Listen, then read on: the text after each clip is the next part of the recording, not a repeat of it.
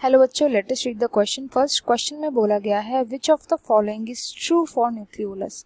Nucleolus के लिए इनमें से कौन सा सेंटेंस है ट्रू, हमें बताना है। First, larger nucleoli are present in dividing sales.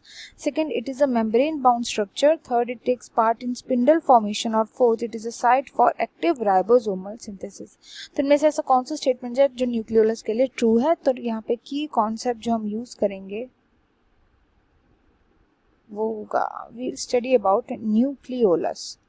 Nucleolus में आपने न्यूक्लियो तो देख लिया होगा, इसके अंदर आ रहा है। न्यूक्लियो का मतलब क्या होता है? न्यूक्लियस, यानी न्यूक्लियस के अंदर का पार्ट होता है। तो जैसे हमारा न्यूक्लियस है, न्यूक्लियस बोला जाता है इसको। Nucleus double membrane bounded structure होता है। इसका जो साइटोप्लाज्म होता है इसको हम बोलते हैं न्यूक्लियोप्लाज्म। न्यूक्लियोप्लाज्म।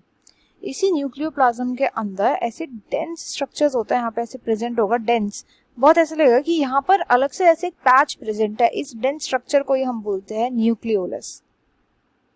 न्यूक्लियोलस, ये न्यूक्लियोलस के अंदर वेरियस टाइप ऑफ प्रोटीन्स रहते हैं। इसी न्यूक्लियोलस के अंदर डीएनए भी रहता है। इसी न्यूक्लियोलस के अंदर वेरियस आरएनएस भी रहते हैं। तो इसलिए ऐसा डेंस स्ट्रक्चर दिखता है न्यूक्लियोप्लाज्म के अंदर। अब बात यह है कि फर्स्ट ऑप्शन में लिखा है कि ये न्यूक्लियोलाई लार्जर होता है, डिवाइडिंग सेल्स में प्रेजेंट होते हैं। तो अगर डिवाइडिंग सेल्स की बात करें, डिवाइडिंग सेल्स में अगर आपको पता हो कि प्रोफेज होता है, प्रोफेज में सबसे पहले क्या करता है, न्यूक्लियोलस डिसइंटीग्रेट कर जाता है, वो डिसअपियर हो जाता है। तो न्यूक्लियोलस तो डिसअपियर हो जाते हैं, तो ये दिखते ही नहीं है जब डिवाइडिंग सेल्स में, तो लार्ज दिखने की तो बात ही गलत है। तो ये स्टेटमेंट जो है ये है फॉल्स स्टेटमेंट।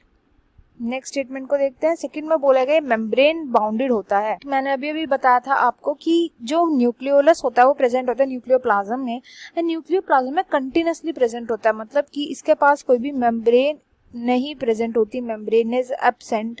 तो इसलिए यहाँ पे जो सेकेंड ऑप्शन है ये है फॉल्स स्टेटमेंट।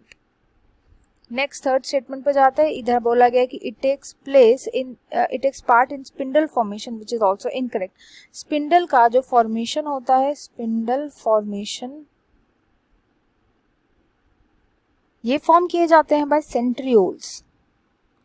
सेंट्रियोल्स ऐसे स्ट्रक्चर होता है जो स्पिंडल फॉर्मेशन करता है at the time of cell division. तो ये स्टेटमेंट भी फॉल्स हो जाएगा। एंड लास्ट स्टेटमेंट बोल रहा है it is a site for active ribosomal RNA synthesis, which is a true statement.